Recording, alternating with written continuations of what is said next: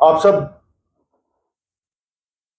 शहीद भगत सिंह के परिवार के बारे में, पूर्वजों के बारे में थोड़ा बहुत जानते हैं।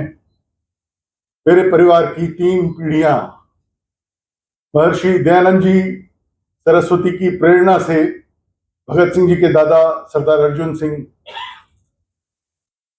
प्रेरित हुए और स्वतंत्रता आंदोलन में शामिल हुए। उन्होंने अपने तीनों पुत्रों, मेरे दादाजी भगत सिंह जी के पिता सरदार किशन सिंह और चाचा अजीत सिंह और स्वर्ण सिंह, उन्हें प्रेरित किया, उन्हें इस आंदोलन में भेजा। जैसे मेरे से पूर्व वक्ताओं ने काफी इतिहास बता दिया। स्वर्ण सिंह जी का बलिदान 1910 में लाहौर जेल में हो गया, यातनाएं सहते हुए। सरदार अजीत सिंह जो एक प्रखर किसान नेता थे, जिन्होंने पगड़ी संभालो जट्टा के नाम से एक आंदोलन चलाया और किसानों के हितों के लिए संघर्ष किया लाला लाजपत राय के साथ, उन्हें सरकार इतनी घबराई कि बर्मा में निर्वासित किया, जहां लोकमान्य बाल गंगाधर तिलक जी भी थे और मांडले जेल में वो 2 वर्ष रहे। उसके बाद आजीवन वो विदेश चले गए। जर्मनी, इटली में उन्होंने रहकर स्वतंत्रता आंदोलन में भाग लिया। नेताजी के साथ मिलकर आईएनए का गठन किया और 39 वर्ष बाद जब आए तो 15 अगस्त 1947 की सुबह ये कह के कि मेरे जीवन का उद्देश्य पूरा हो गया, अपने प्राण त्याग किए। सरदार किशन सिंह जी पर 42 राजद्रोह के मुकदमे चले। तो ये विरासत भगत सिंह जी को मिली। उन्हें प्रेरणा मिली छत्रपति शिवाजी महाराज से, महाराणा प्रताप से, रानी लक्ष्मीबाई से, गुरु गोविंद सिंह जी से और नौजवान क्रांतिकारी करतार सिंह सराबा, जो गदर पार्टी में अमेरिका से आए थे, वहां इंजीनियरिंग कर रहे थे, कई 100 लोगों को लेके आए और बलिदान दिया। खुदीराम बोस से, इन लोगों से उन्होंने प्रेरणा ली और इस रास्ते पे आगे बढ़े। वो पहले असहयोग आंदोलन में कूदे सब लोग, लेकिन गांधी जी ने जब आंदोलन वापस लिया तो उन्होंने अपना अलग रास्ता चुन लिया। लेकिन वो मानव जीवन को बहुत पवित्र मानते थे। जब साइमन कमीशन का विरोध करते हुए लाठीचार्ज में लाला लाजपत राय की शहादत हुई, तो बंगाल की नेत्री वासंती देवी, जो सीआर दास की पत्नी थी, उन्होंने आह्वान किया कि देश के एक वयोवृद्ध नेता को दिन दहाड़े लाठीचार्ज करके लाहौर में शहादत उनकी हुई, उनकी चोटों से। इस राष्ट्रीय अपमान का बदला कोई, देश की तरुणाई में कोई ऐसा है जो इसका बदला लेगा? तो सरदार भगत सिंह और उनके साथियों ने, राजगुरु चंद्रशेखर आजाद, इन्होंने ये दायित्व अपने पे लिया। उन्होंने उस अंग्रेज अफसर से बदला लिया, सॉन्डर्स से।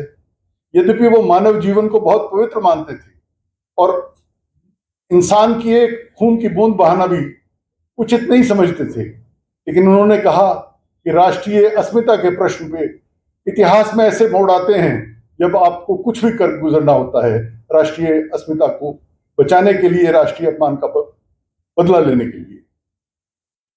उन्होंने केंद्रीय असेंबली में 2 बम फेंके, जहां लोकसभा का सदन है। जिस दिन ट्रेड डिस्प्यूट्स बिल और पब्लिक सेफ्टी बिल वहां पेश किए गए, सेंट्रल असेंबली के मेंबर्स ने वो डिसअप्रूव कर दिए बिल, लेकिन वायसराय को एक प्रिविलेज था कि उस विशेषाधिकार से बिलों को पास कर दे। तो ज्यों ही वो घोषणा हुई, पार्टी की तरफ से दायित्व दिया गया। भगत सिंह और बटुकेश्वर दत्त ने वहां 2 धमाके किए। वो बम किसी की जान लेने के लिए नहीं थे, उनमें ऐसा कोई तत्व नहीं था जिससे किसी को चोट पहुंचती, बल्कि वो करोड़ों दबे और कुचले लोगों की आवाज को पूरी दुनिया तक पहुंचाने के लिए था कि अब ये नाइंसाफी और बर्दाश्त नहीं करेंगे। उन्होंने इनकलाब जिंदाबाद, क्रांति चिरंजीवी हो, साम्राज्यवाद मुर्दाबाद के नारे लगाए और अपने आप को वहां गिरफ्तार करा दिया।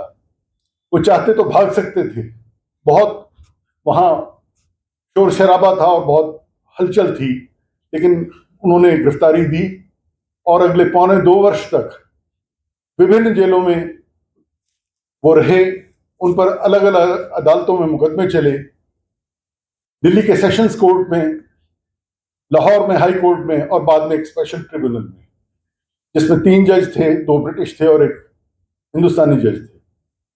तो वहां पर उन्होंने कोई वकील नहीं किया और अदालतें एक ऐसा रंगमंच उन्होंने बना दी जहां उत्सव का माहौल रहता था।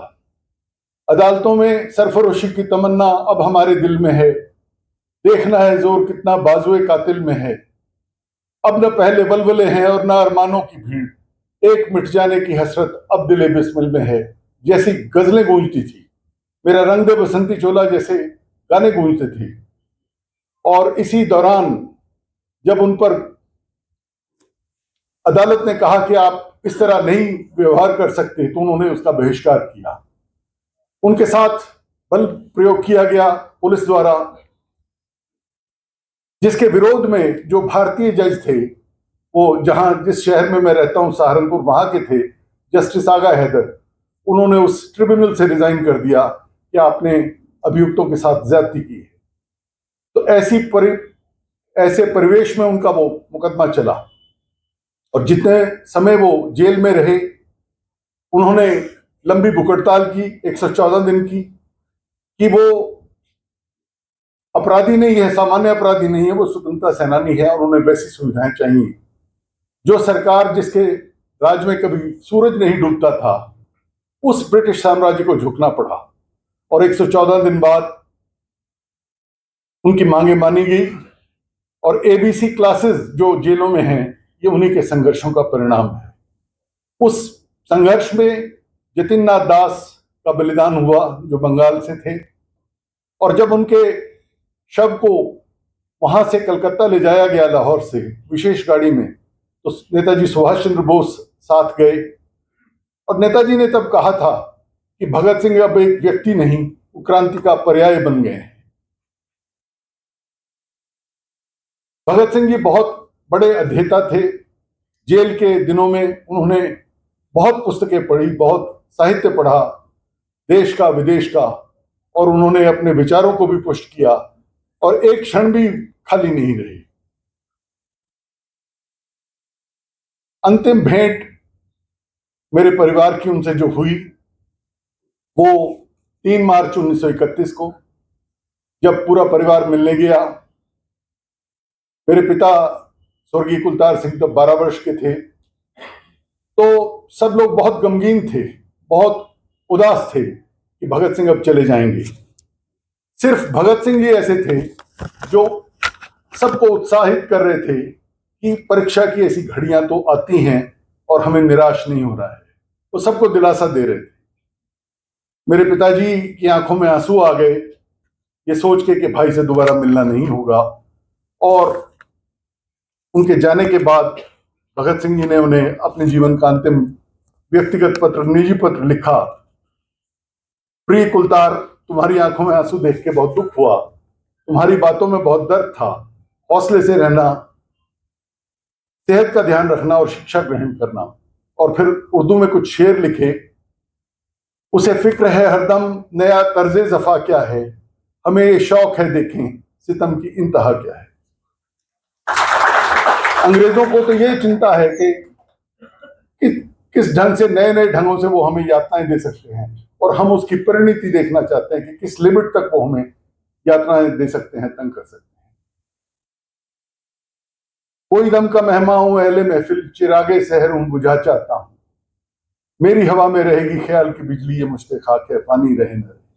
मैं सुबह के उस दिए की तरह हूं जो कुछ क्षणों का मेहमान है, दिन निकलेगा और दिया बुझ जाएगा।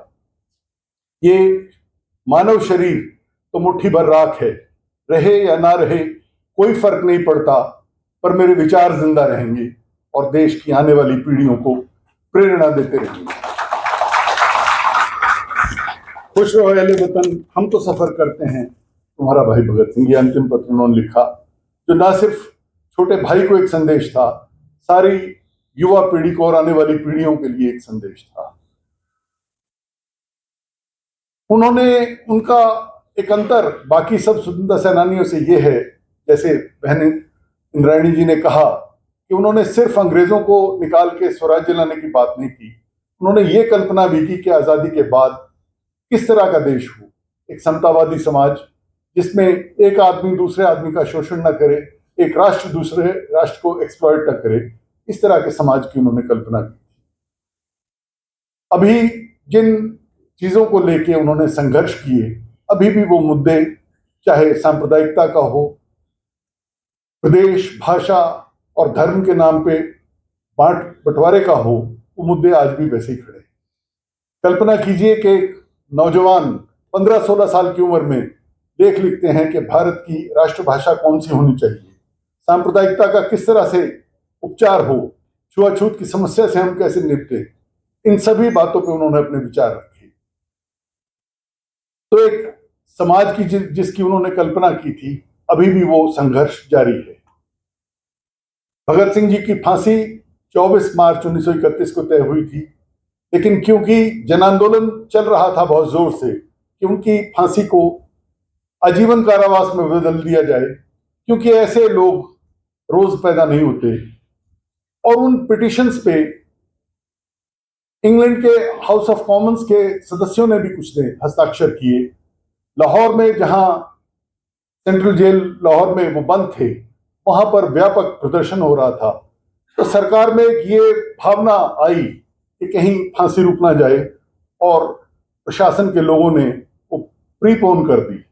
शाम को उन्हें लेने के लिए जब जेलर आए तो उन्होंने एक क्रांतिकारी की पुस्तक पढ़ रहे थे, कहा कि ये कुछ पेजेस बचे हुए हैं, और वो पेजेस पूरे किए, पुस्तक उछाल दी, उस पन्ने को मोड़ दिया जहां वो थे, और कहा कि चलो चलते हैं। एक बार भी ये नहीं कहा कि एक दिन पहले क्यों या कुछ घंटे पहले आप क्यों ले जा रहे हैं। उन्होंने कभी कल्पना नहीं की थी कि वो अपने जीवन को बचाएं। मेरे दादाजी ने, उनके स्वर्गीय पिता किशन सिंह जी ने टेक्निकल आधार पे एक पिटीशन दी कि वो उस दिन लाहौर में नहीं थे जब साउंडर्स का मर्डर हुआ। तो भगत सिंह जी इससे कुछ नाराज हो गए और उन्होंने कहा कि पिताजी, आप बहुत बड़े देशभक्त हैं, लेकिन आप पुत्र के प्रेम में आके आपने कमजोरी दिखाई, आप इस पिटीशन को तुरंत वापस लीजिए। सरदार किशन सिंह जी ने वो बात प्रेस में आके कही और कहा कि मेरे से गलती हुई और भगत सिंह इससे नाराज हैं, मैं पिटीशन वापस लेता हूं। साथियों ने उन पर दबाव दिया कि आप खुद मर्जी पिटीशन करें वायसराय को। तो भगत सिंह जी ने वायसराय को लिखा कि हम पर यह आरोप है कि हमने ब्रिटिश राजा के खिलाफ युद्ध किया है, इस नाते से हम युद्धबंदी हैं। मैं आपसे मांग करता हूं कि फांसी देने की बजाय आप ब्रिटिश फौजी दस्ता भेज के हमें गोली से उड़ाएं, ये मैं मांग करता हूं। उनका यह मानना था कि बलिदान दिए बिना देश जागृत नहीं होगा, आजादी नहीं आएगी। हाँ, वो इतना चाहते थे कि देश ऐसे उफान पे आए, एक भगत सिंह जाए तो घर घर से भगत सिंह निकले। इसी के लिए उन्होंने बलिदान दिया। 23 मार्च की प्रातः अंतिम भेंट होनी थी, और अंतिम भेंट के लिए जब सब लोग गए तो सरकार ने एक नई शर्त रख दी कि भगत सिंह जी के दादा दादी या चाचियां नहीं मिल सकते। इस बात के विरोध में परिवार ने कहा कि अगर ये नहीं मिलेंगे जो हमारे से ज्यादा भगत सिंह से प्यार करते हैं, तो हमारे में से कोई भी नहीं मिलेगा। पुणे से शहीद राजगुरु जी की माता पार्वती बाई जी वहां गई थी, इतने हजारों मील का सफर करके। उन्होंने कहा कि अगर भगत सिंह का परिवार अपने बेटे से आखिरी बार नहीं मिलेगा तो मैं भी अपने बेटे से नहीं मिलूंगी। मैं प्रणाम करता हूं ऐसी देवी को। कितना बड़ा दिल चाहिए, कितना बड़ा हौसला चाहिए इस बात के लिए कि अंतिम बार अपने बेटे के चेहरा देखने से कोई मां इनकार करती। भगत सिंह जी को राजगुरु और सुखदेव को फांसी दे दी गई शाम के 7:30 बजे, जो इतिहास में कभी नहीं हुआ। और बाद में उनके शव चुपचाप जेल की दीवार तोड़ के, कुछ टुकड़े करके, उनके बोरियों में भर के लाहौर से 60 किलोमीटर दूर फिरोजपुर के पास सतलुज नदी के किनारे उनका संस्कार अंधेरे में कर दिया। ये उनके बलिदान के बाद परिवार 25 मार्च 1931 को कराची में कांग्रेस का अधिवेशन था, वहां आया। तो वहां से राजगुरु जी की माताजी भी साथ थी। मेरे दादाजी ने मेरे पिताजी की ड्यूटी लगाई, हालांकि वो 12 वर्ष के थे, कि आप पुणे साथ जाएं माता जी के और इन्हें छोड़ के आए। तो मेरा इस शहर से इतना पुराना नाता है। 1931 में मेरे पिताजी उन्हें छोड़ने आए कराची से स्टीमर से मुंबई आए और मुंबई से पुणे आके यहाँ उन अस्थियों का प्रबंध किया गया। जो संघर्ष भगत सिंह जी ने किया, जैसे समाज की उन्होंने कल्पना की, आज भी बहुत से मुद्दे वैसे ही ज्वलंत हैं। मैं आज के राष्ट्रीय पुरस्कार के जो विजेता हैं श्री राजू शेट्टी जी, उन्हें बहुत बधाई देता हूं। मैं संजय नाहर जी को बहुत बधाई देता हूं कि ये उन्हीं मुद्दों को लेके उसी झंडे को उठा के आज तक खड़े हैं और संघर्ष कर रहे हैं दबे कुचले और पिछड़े लोगों का। संजय नाहर जी से बहुत घनिष्ठ संबंध है, चाहे कश्मीर हो, पंजाब हो या पूर्वोत्तर के राज्य हों, जहां जहां राष्ट्रीय एकता को सवाल खड़ा हुआ है, ये सदा उसके लिए आगे रहे हैं। और ये शहीद आजम के विचारों को राष्ट्रीय एकता के लिए और राष्ट्र प्रेम के विचारों को पहुंचाने के लिए बहुत ठोस कार्य कर रहे हैं। मैं श्री चेतन कोहली जी का भी बहुत धन्यवाद अदा करता हूं और कृष्णा पब्लिकेशंस का कि भगत सिंह जी के विचारों को ये लोगों तक लेके गए हैं। जैसे मेरे से पूर्व वक्ताओं ने कहा, भगत सिंह कोई व्यक्ति नहीं थे, वो एक विचार थे, वो एक इंस्टीट्यूशन थे। उनके विचारों को हम पढ़ें और नई पीढ़ी तक पहुंचाएं। आज जो भटकाव है, जो भ्रम की स्थिति है युवाओं में, अगर हम अपने असली हीरोज को पढ़ेंगे तो उस भ्रम को हम दूर कर सकेंगे और एक सार्थक नवयुवक पीढ़ी सामने आएगी। तो इस कामना के साथ कि ये पुस्तक लोगों तक पहुंचेगी और इसे पढ़ेंगे और हम भगत सिंह की पूजा ना करें, सिर्फ उनकी प्रतिमाओं पे माला ना चढ़ाएं, हम उनके विचारों को पढ़ें और उस समाज का निर्माण करें जिसके लिए उन्होंने बलिदान दिए। ये देश बहुत बड़े कुर्बानियों के साथ 7 लाख आदमी शहीद हुए 1857 से लेकर 1947 तक। उस बलिदान से, फांसियों से, गोलियों से ये आजाद हुआ। इस आजादी की कीमत हम समझें और इसे अक्षुण्ण रखने के लिए और भारत माता का सिर जो है ऊंचा रहे और हम विश्व के सिरमौर बने, ये कामना करते हुए मैं आपसे विदा चाहूंगा। बहुत बहुत धन्यवाद। जय हिंद, जय भारत, वंदे मातरम, इनकलाब जिंदाबाद।